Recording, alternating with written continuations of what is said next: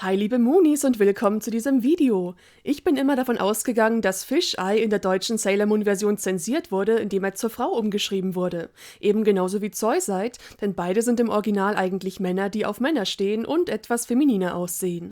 Aber ich habe jetzt schon öfters gehört, dass es bei Fish-Eye eher ein Versehen gewesen sein könnte, da die Übersetzer es selber nicht wussten. Außerdem gibt es ja eine Folge, in der man ihn oben ohne sieht, also wurde er denn überhaupt umgeschrieben? Da ich gerade sowieso Staffel 4 rewatche, habe ich jetzt mal drauf geachtet, ob Fish-Eye auf Deutsch je als Frau bezeichnet wird und welche Pronomen verwendet werden. Dafür kommen natürlich nur Szenen in Frage mit Leuten, die ihn kennen, also zum Beispiel seine Kollegen vom Dead Moon. Denn dass Zivilisten ihn als Frau wahrnehmen, ist ja gewollt. Und tatsächlich gab es da nur sehr wenige Szenen, in denen irgendwas in die Richtung gesagt wird. Also sie drücken sich meistens ganz gut davor, Pronomen zu benutzen. Was natürlich auch daran liegt, dass Fish-Eye bei solchen Gesprächen meistens da ist, also es gibt kaum Gelegenheit, über ihn zu sprechen.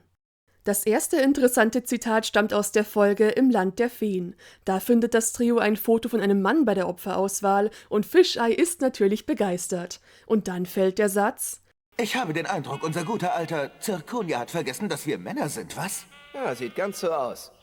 Das klingt für mich jetzt schon so, als wären alle drei gemeint, aber hundertprozentig eindeutig ist es nicht. Also man könnte vielleicht argumentieren, dass es nur um Tiger's Eye und Hawk's Eye geht. Aber das erste macht deutlich mehr Sinn. Vielleicht ist euch bei dem Satz auch aufgefallen, dass sie guter alter Zirkonia sagen, als wäre sie ein Mann. Und das zeigt uns direkt ein Problem auf, das wir bei dem Thema nicht ignorieren sollten. In der deutschen Synchro haben sich oft Fehler eingeschlichen und sie ist auch nicht immer konsistent. Haruka wird zum Beispiel auch ein-, zweimal als er betitelt und das auch nachdem die Mädels schon wissen, dass sie eine Frau ist. Oder auch bei Taiki, der sich ja als Mann ausgibt, wird mal fälschlicherweise von sie gesprochen. Und auch bei Fish-Eye war man nicht immer konsequent, wie wir in der Folge Traumhafte Mode sehen. Und das, obwohl es hier so eindeutig gesagt wird wie noch nie. Fish-Eye will sich an den Designer Usui ranschmeißen und seine Kollegen fragen ihn: Du kleidest dich wieder wie eine Frau? Was hier nahelegt, dass er eigentlich keine ist. Du kleidest dich wieder wie eine Frau? Aber nein, diesmal zeigt sich Fish-Eye als Mann. Ich habe ja immer noch die Theorie, dass der Designer schwul ist und mit seinem Assistenten zusammen ist. Jedenfalls sagt der: Ich weiß zwar, Sie sind ein Mann. Ich weiß zwar, Sie sind ein Mann, aber ich brauche Sie für meine neuen Ideen. Und später in der Folge ist dann auch die Szene, in der man Fish-Eye oberkörperfrei sieht. Da wurde im Deutschen auch nichts rausgeschnitten. Allerdings denkt Usui trotzdem ständig sie oder will Fish-Eye als seine Assistentin einstellen. Hä? Einfach fabelhaft. Sie ist ein Wunder. Keine Frau auf der ganzen Welt könnte meine Fantasie mehr anregen als sie. Mit ihr ist meine neue Kollektion gerettet. Ich möchte Sie bitten, als meine Assistentin bei mir zu bleiben. Also obwohl es hier klipp und klar gesagt und gezeigt wird, ist es trotzdem noch ein wenig durcheinander. Vielleicht waren die Übersetzer hier selber verwirrt, wer weiß. Oder es war einfach ein Fehler, dass Usui weibliche Pronomen für Fish-Eye benutzt. In der nächsten Folge sagen Tiger's Eye und Hawk's Eye zu Fish-Eye: Das ist ein Spiel unter Männern. Also quasi, damit bist du nicht gemeint. Zu packen, Hört Tigerauge. doch auf zu streiten! Halt du dich da raus! Das ist ein Spiel unter Männern und ist erst vorbei, Wenn's einer von uns bei dir geschafft hat, die Zirkonia vorgeschlagen hat. Und das ist sie! Aber auch das ist wieder so ein Satz, der nicht komplett eindeutig ist. Man könnte es vielleicht sogar als beleidigend gemeinte Aussage auffassen, so als wäre Fish-Eye kein richtiger Mann. Auch wenn ich nicht glaube, dass es so gedacht war. Und in der Folge Mamoru in Gefahr gibt es auch noch ein interessantes Zitat.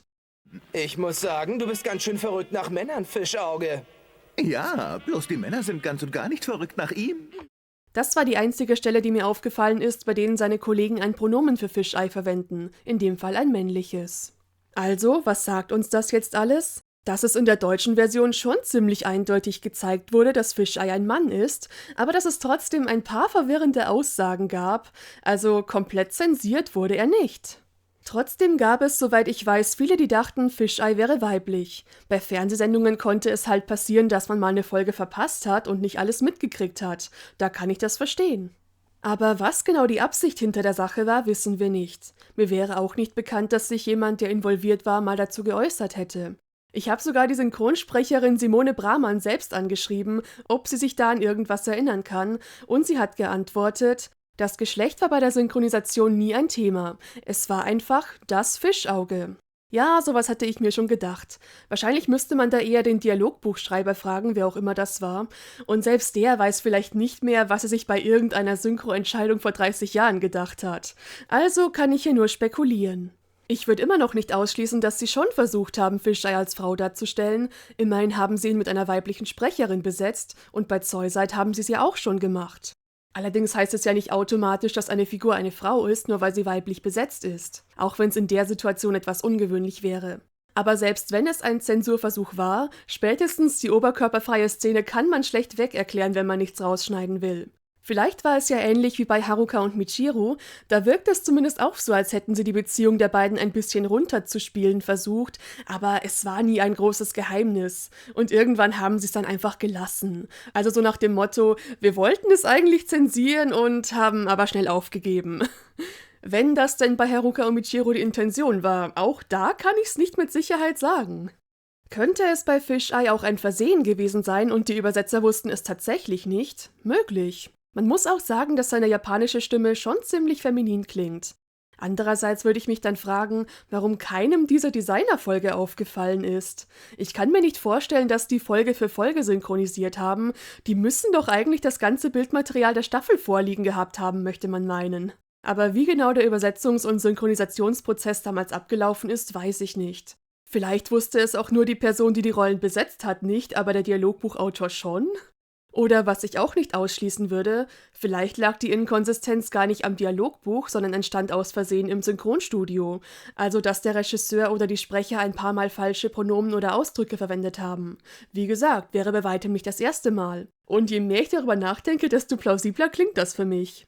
Ich habe auch mal die Theorie gehört, dass Fisheye eine Transfrau sein soll, und dann wäre es ja nicht so abwegig, die mit einer weiblichen Sprecherin zu besetzen. Hab ich persönlich nie so gesehen, aber ich will ja auch niemandem den Headcanon nehmen, also könnte man vielleicht schon so interpretieren. Für mich wirkt Fisheye eher wie ein Mann, der kein Problem damit hat, männlich gelesen zu werden, aber auch Freude am Crossdressing hat.